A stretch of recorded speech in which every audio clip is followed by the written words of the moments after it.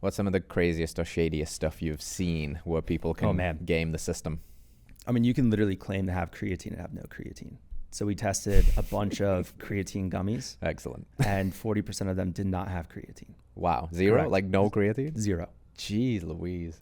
So I think that goes back to something I think more and more consumers are becoming aware of is the lack of regulations, right? Especially in supplements. Yeah. And you can, I mean, as we're seeing, almost say whatever you want. Right. It's like the Wild West, right? Yeah, it is. Yeah. Yeah.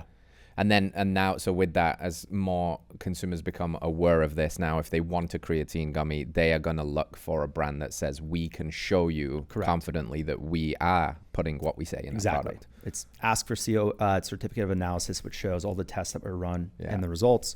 Or again, the hope is, Light Labs makes it super easy to connect lab data to your product pages that you don't have to do anything. And it's automatically pushed, showing what you tested for, how you performed. But yeah, I think more and more consumers are just going to start asking for COAs. It makes sense. Like, show us. Yeah, it makes total sense. If I'm dropping whatever, $50, $80 a cheap. month on something, Exactly. At least let me have the confidence that I'm putting the stuff in my body that the company is saying. Correct. Yeah. And I think it's unfair for the brands that are adding creatine, right? It's not cheap. Like these products are priced at a certain price point for a reason. And so if someone comes in the market with, $10, $15 less of an option, and that's what's winning the consumers, but there's no creatine, it's ridiculous. Yeah. And so, we're very bullish. Wow. They're like, wow, these gummies are so much cheaper. And it's like, yes, you're correct. But now just eating a very overpriced gummy because it doesn't have the active ingredient in it. Exactly. Pretty crazy. When you think about, I think from a consumer standpoint, it makes a lot of sense that I want to see what I'm going for is in the product. That one's pretty obvious. Yep. What do you see from trends of consumers looking for? You said what's not in the product and things like, is this microplastics, heavy metals, like random stuff that just shouldn't be there? Like what's most palpable and motivating for the consumer to want to see they're avoiding?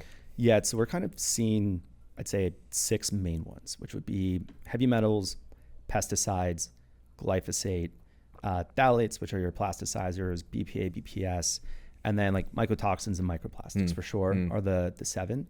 I said 6, but realizing it's 7. So I would say those are what brands really want to test and understand how they compare relative to 1, existing regulations. Yeah. 2, most of them will actually test the competitive set. And so that way they know how they fare relative to competition. And then 3, some brands are taking, I think wisely, the proactive approach of, specifically for heavy metals, they're almost in everything. Yeah. If you consume whole foods, you're consuming some level of heavy metals.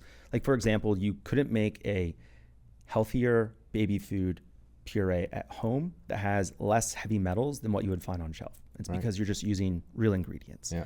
And so a lot of brands are beginning to test commonly known items like an apple, 2 cups of spinach, and then you just benchmark against a very familiar product. Because I think lab results in isolation or in a vacuum can be used to fearmonger. Of course, yeah. And so being able to add that level of context, whether it's here are some existing regulatory thresholds, which it's another conversation of whether or not those are the right levels, but here are some thresholds, pass, fail. Here's how we compare against the competitive set. Or here are our results compared to 2 cups of organic spinach. Yeah. Well, it's super interesting, right? Because I think you're dead on. The more I've learned about just how kind of toxified the world is, there's no escaping. There's nobody on Earth right now. Maybe some monk in the Himalayas somewhere that's got 0 microplastics, but even probably not him. But unfortunately not. No, like they're everywhere. Heavy metals, the rain, the soils. Like AG1 tested positive for lead. Like you get there every which way you go, you're somewhat screwed. But having levels and comparisons against other options is right, powerful. And it's not necessarily a problem solved by ethics or money, which is where it gets really difficult. Because you would assume that if it's a big enough problem, you can throw enough money at it and you can solve it. Or if you care deeply enough about the problem, there's a solution. And I think the unfortunate reality is it's not always the case. And so I think over time, it's going to be closer to, the initiative is closer to 0 versus having 0. And it's just minimizing your exposure to these toxins and contaminants.